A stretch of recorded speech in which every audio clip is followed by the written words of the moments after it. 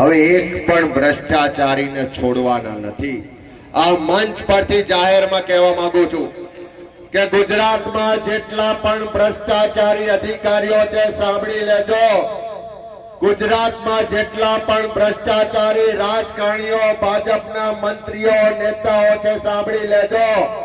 આ જન આક્રોશ યાત્રા જેમ જેમ આગળ વધશે ગુજરાતમાં એક પણ ભ્રષ્ટાચારીને છોડવાનો નથી અને 2027 માં પરિવર્તન થાય।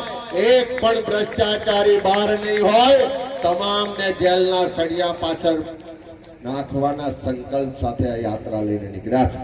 ત્યારે મારી આપ સૌને વિનંતી છે કે જેમ આ 5 હાથ આંગળીઓ છે આમ જુદી જુદી હોય તો એની કોઈ તાકાત નથી બનતી, પણ આ 5 આંગળીયાનો આવો મક્કમ મુક્કો બનાવીએ તો ભલભલી સરકારોએ પણ ઝૂકવું પડે।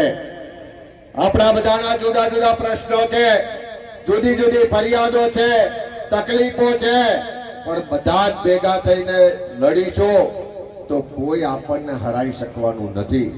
અને આ લોકશાહીમાં બાબા સાહેબ આંબેડકરે બંધારણે આપણને મતનો અધિકાર આપ્યો। દેશના વડાપ્રધાનના મતની કિંમત પણ એક છે અને દાહોદનો કોઈ સામાન્ય ખેત મજૂર હોય એના મતની કિંમત પણ એક છે।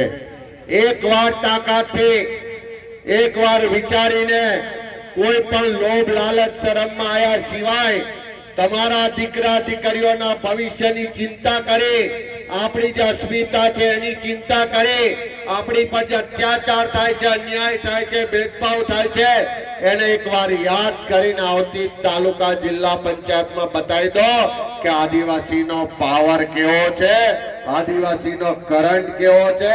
અને અહીંયાથી જેમ અનંતભાઈએ કીધું કે આ તાકાત બતાવીશું તો એમને નમવું પડશે।